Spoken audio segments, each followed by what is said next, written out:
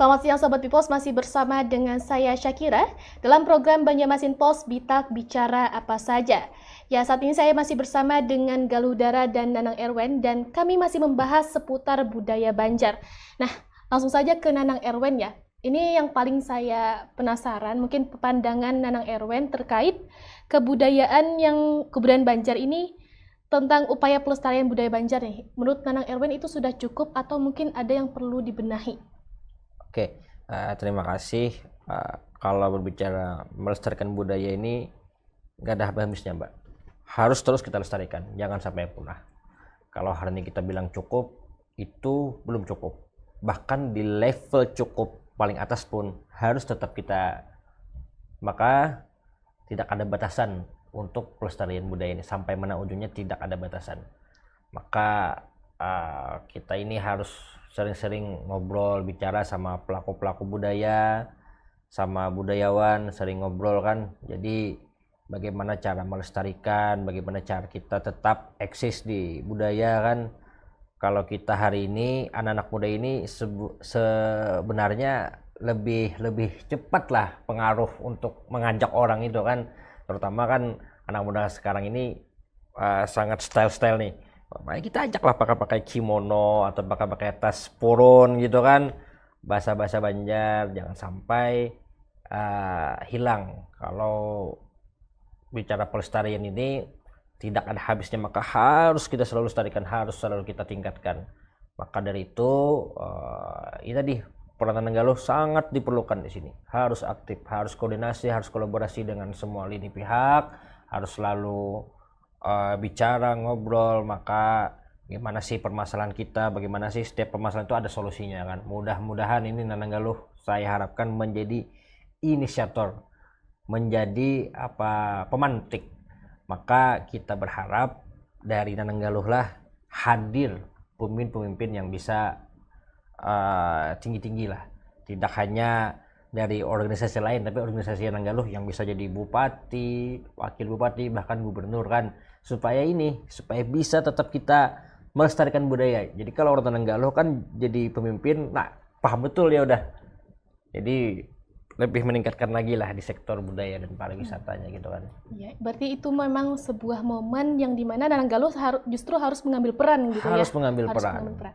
Baik, kalau Dara sendiri bagaimana sih tanggapannya terkait kebudayaan kita ini? Apakah mungkin sudah cukup saja atau ada yang perlu harus dibenahi gitu terkait pelestariannya? Benar kata Nang Ewen tadi ya, kalau berbicara tentang pelestarian tentu nggak pernah cukup nih sampai kapanpun, karena memang tugas kita nih sudah melestarikan terus menerus agar budaya kita sendiri tidak hilang gitu. Jadi memang benar penting kita berkolaborasi dari berbagai lini, bukan hanya dari kita sebagai Nanang Galuh yang menjadi role model untuk anak muda, tetapi kita harus berkolaborasi juga dengan pemerintah, dengan masyarakat tentunya, karena masyarakat yang berperan penting nih untuk menjaga budayanya sendiri di lingkungan. Terutama kita juga harus berkolaborasi juga dengan pelaku budayawan sendiri, karena kalau di Kalimantan sendiri atau di Banjar sendiri ya, pelaku budayawan itu seperti yang kita tahu sudah sangat-sangat tua ya. Nah, mungkin itu yang dikhawatirkan sekarang kalau tidak ada yang meneruskan jejak-jejak mereka gitu. Jadi sangat sayang jika tidak ada lagi nih pelestari-pelestari atau yang benar-benar tahu di lingkungannya. Karena kan kalau tidak ada pelaku budayawan sendiri, kita bingung juga kemana kita harus mencari informasi. Karena kalau berbicara tentang budaya itu tidak ada nih atau sangat sedikit literasinya di buku-buku, karena yang sering tahu juga pelaku itu sendiri di lapangan gitu. Regenerasi. Iya, regenerasi sangat-sangat penting sekarang. Ya, itu tadi tanggapan dari Galuh Dara terhadap pelestarian budaya. Nah, kembali ke Nanang Erwen. Selama kan Nanang Erwen ini cukup lama ya pengalamannya sebagai seorang Nanang, entah itu di kepengurusan organisasi. Apa sih hambatannya selama menjadi seorang Nanang atau bagian dari kepengurusan dalam menjalankan kegiatan-kegiatan selama ini gitu? Oke. Kalau hambatan itu pasti ada di setiap organisasi kan. Kalau Nanang Galuh ini terbagi kita di 13 kabupaten kota. Ada yang stay di kotanya masing-masing, ada yang stay di Banjarbaru sama di Banjarmasin. Nah, yang paling banyak hambatannya itu adalah ketika kita melakukan program kerja yang skalanya besar. Itu tadi kita dari segi finansial kan kurang memadai. Maka dari itu ya tadi kami ingin kita sampaikan kepada Bapak Ibu di pemerintahan khusus dinas pendidikan bahwa hadirkan kami di saat rapat kan, biar kita sama-sama untuk mengalurkan program kerja kita sama-sama. Maka hari ini selama 3 tahun ini alhamdulillah wa syukurillah kita bisa mengadakan acara lewat dana-dana kas Nananggalo Kalsel dan kas pribadi kita. Jadi hambatannya memang di finansial, tapi kan lebih 3 tahun ini Ulun dan Ketua Umum Nanang Muhammad Hidayatullah berupaya dan selalu mengupayakan jangan sampai program kerja kita ini tidak terlaksana. Jadi untuk menutupi sebagainya itu kita pakai kas Inaga Kalsel sama kas pribadi kita. Jadi kalau kita harap-harap, kita ting harap kan, kalau kita ngarap-ngarap di pemerintahan lambat juga. Jadi biasanya tetap support, pemerintah tetap support, tapi kalau dari segi finansial kan tidak full. Jadi kita yang nambah-nambahin. Maka dari itu selalu kita sampaikan kalau kita rapat di bidang bahwa tolong diberikan kami lah, biar kami tahu ini anggaran Nananggalo Kalsel ini berapa sih dalam 1 tahun itu kan. Jadi bisa kita minta-minta program lah gitu kan buat Nananggalo. Kalau hari ini yang paling sering kita laksanakan adalah Inaga Bersua. Inaga Bersua ini adalah tempat kita kumpul-kumpul. Jadi kumpul-kumpul ini tidak hanya di pemilihan Nananggalo, tapi setelahnya kita kumpul-kumpul. Kita sharing-sharing apa sih yang mau kita laksanakan, program kerja yang besar yang bisa mengajak masyarakat untuk ikut dengan kita. Maka Inaga Bersua ini kita adakan bisa 1 bulan 3 kali, 2 kali kan, penting berkelanjutan lah itu. Hambatannya itu aja, hambatannya dari segi ya mungkin semua organisasi lah ya, hambatannya di keuangan kan. Tapi kalau Nananggalo ini tidak kehilangan akal dan ide. Nanti mereka bisa lakukan proposal, terus mereka bisa berwirausaha. Nanti kan ada wirausaha juga untuk membantu kosong-kosong finansial tadi kan. Jadi kita sama Nanang Dayat kan kita siap berupayakan itu. Wah, hebat sekali ya, Kal. Karena kan kalau mungkin tidak kurangnya dukungan dari pemerintah atau dinas, justru Nananggalo ini punya upaya sendiri ya untuk memperjuangkan kegiatan-kegiatan, karena memang tujuannya itu melestarikan kebudayaan, balik lagi ya. Baik, mungkin kita akan membahas terkait feedback sebagai seorang Nanang dan Galuh. Apa sih yang selama ini dirasakan dari Galuh Dara dan juga mungkin Nanang Erwen? Kalau sebenarnya berbicara tentang feedback itu banyak sekali ya jika kita mulai terjun nih ke dunia perdutaan.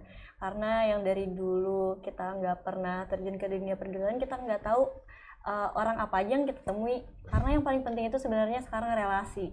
Jadi gak hanya kita menuntut pendidikan di kuliah ataupun sekolah saja, ketika kita terjun langsung ke dunia Nananggalo, kita mendapat relasi-relasi yang penting. Nah, setelah kita berkuliah, kita bahkan dapat tawaran-tawaran dari hasil relasi yang kita dapatkan di Nananggalo. Jadi bukan hanya feedback tentang uang itu tentu saja, karena jika relasi banyak, job-job atau tawaran pekerjaan juga banyak, dan uang itu juga mengikuti kita. Akan datang sendirinya sih, gitu ya. Itu sih feedback yang besar yang saya rasakan sendiri. Selain itu kita juga membangun citra diri kita masing-masing. Kita bisa meningkatkan value di dalam diri kita yang bahkan orang, loh dulu kamu nggak seperti ini loh. Sekarang ketika udah di Nananggalo kita meningkatkan value kita sendiri. Itu sih feedback yang sangat-sangat besar yang saya rasakan sekarang gitu. Value ya, berarti seorang perempuan kan biasanya perempuan biasa lah sebelumnya lo jadi Galuh. Nah, kalau Nanang seperti apa? Kalau kita hari ini merasakan sangat-sangat banyak lah dampaknya kan. Yang dulunya kita lahir di kampung, Mbak. Lahir di kampung, ikut Nananggalo kan kita bisa kenal orang-orang hebat kan. Bisa langsung ngobrol. Biasanya kalau mau ketemu bupati itu harus lewat dinas dulu kan. Sekarang kita dengan dulu WhatsApp bisa kita langsung ngobrol dengan bupati, Pak. Kami dari Nananggalo. Kalau di daerah kan bupati atau wali kota di Nananggalo pengen audiensi, Pak. Pengen menyumbangkan pikiran, Pak, buat misalkan anggap kota-kota di daerah masing-masing. Sama dengan provinsi juga. Kita bisa kenal orang-orang hebat, bisa langsung mengobrol tanpa ada perantara. Enaknya kan begitu. Yang lainnya yang ulun rasakan adalah feedbacknya adalah yang tadi sama dengan Galuh Dara, value itu kita ada harga di sini kan. Kita bernilai di sini kan. Kalau kita ini ngobrol dengan orang itu pandangannya beda sama yang ikut pemilihan sama yang tidak. Nah, kalau sekarang kan saya fokus usaha, kembali lagi feedbacknya ada juga. Dulunya yang tidak lancar public speaking bisa lancar public speaking. Dulunya yang nggak tahu etika apa sebagainya kan kita tahu. Maka di dalam karantina pemilihan itu kembali lagi apapun yang diajarkan itu kepakai pas kita udah di luar. Mau kuliah, sekolah, kerja itu ilmunya terpakai. Masalah adab, etika dan cara kita berbicara, cara kita menghormati, cara kita menghargai orang lain itu sangat terpakai lah kalau kita bersosialisasi di luar. Makanya sebenarnya feedbacknya ini tidak bisa disebutkan satu-satu, banyak feedbacknya. Mungkin dari Nananggaluh sampai dulu dan sekarang merasakan yang sangat berbeda. Maka ulun sampaikan di Instagram kan bahwa Nananggaluh ini harus punya 3, yaitu brain, behavior, dan beauty tadi. Maka mereka akan sukses di bidangnya masing-masing yang nantinya akan bisa menyumbangkan ide-ide untuk perubahan di Provinsi Kalimantan Selatan. Makanya tadi Nananggaluh ini kalau dikatakan rumah, sangat-sangat rumah, tempat saya belajar. Kemudian kita juga anak-anak yang broken home, terus kita yatim juga kan. Jadi kita belajar ini di Nananggaluh, rumah pertama. Jadi kalau kita ini nekat Mbak, kalau kita ini dulunya bekerja sebagai marketing. Demi Nananggaluh kita resign, karena kita sayang dengan Nananggaluh ini kan. Karena harus ada yang membimbing, membina, dan harus ada regenerasi tadi. Nah mudah-mudahan kembali lagi, kalau kita sudah Februari atau Januari kita habis, mudah-mudahan nanti program-program kami, budaya-budaya yang telah kami ajarkan bisa dilanjutkan oleh ketua yang baru dan menciptakan inovasi dan kekayaan selanjutnya. Nah, itu harapan kita. Baik, itu tadi ya perjuangan dan pengorbanannya selama menjadi seorang Nanang dan juga Galuh. Nah, kan ini merupakan orang-orang yang cukup berprestasi ya di bidangnya masing-masing selama menjadi Nanang dan juga Galuh. Adakah sosok yang mendorong kalian hingga kalian berada di titik ini? Mungkin entah itu keluarga, teman, kerabat, atau mungkin pasangan, bisa juga diceritakan. Silahkan, mungkin dari Dara terlebih dahulu. Kalau orang yang mendorongnya sih pertama itu keluarga ya, tentunya keluarga. Dari dulu orang tua saya itu membiarkan saya untuk memilih jalan saya sendiri, karena dari dulu itu saya aktif di organisasi, mulai dari SMP mungkin organisasi dari Pramuka, Paskibra, terus ikut-ikut pertandingan olahraga. Nah keluarga saya itu membiarkan saya untuk memilih jalannya, jadi hingga saya sekarang saya menjadi duta, keluarga saya berperan penting lah untuk saya. Kalau teman-teman sekitar itu tentunya juga ada. Nah seperti yang saya bicarakan tadi kan, saya kecebur nih di dunia duta. Nah mungkin itu bisa menjadi salah satu sosok pendorong saya hingga sekarang, karena salah satu alasan saya kenapa dari dulu nggak ikut duta itu karena saya merasa nggak punya bakat.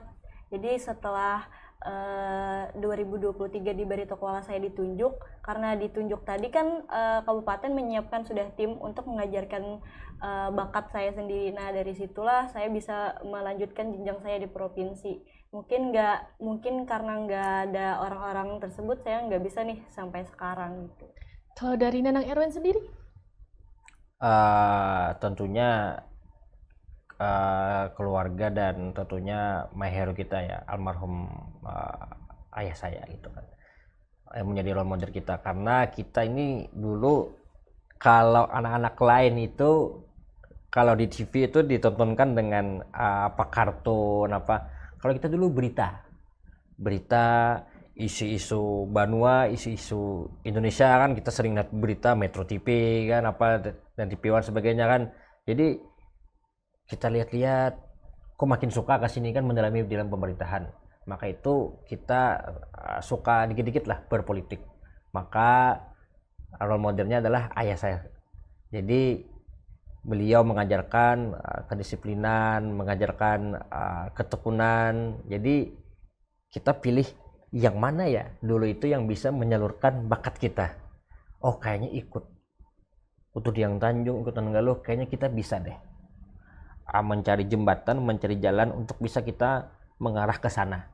Nah, maka dari itu kita berjuang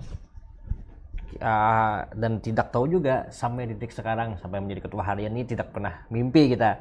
Dulunya ya orang-orang biasa, sekarang ya ada jabatan lah di Nananggalo. Makanya kalau ikut Nananggalo ini adalah satu jalan yang membuat kita bisa merubah masa depan kita. Maka pesan kita kepada adik-adik Nananggalo, kalau ikut Nananggalo itu sudah satu jalan untuk merubah masa depan kita. Maka tetap rendah hati, pokoknya tetap berjuang. Pokoknya Nananggalo ini kalau kita jabarkan itu tidak bisa berkata-kata. Banyak sekali ininya feedback dan yang lain-lain kan.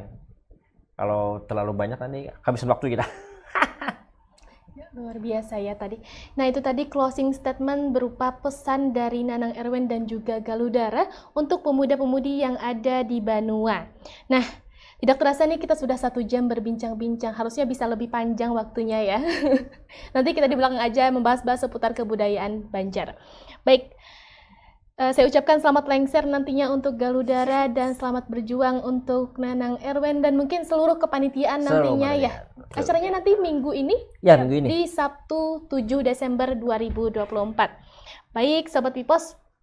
Sampai jumpa di sore hari ini dan tentunya kami akan kembali lagi dengan narasumber-narasumber yang menginspirasi lainnya. Baik, saya akhiri, saya Syakira beserta seluruh kru yang bertugas mengucapkan terima kasih dan pamit sampai jumpa. Wassalamualaikum warahmatullahi wabarakatuh.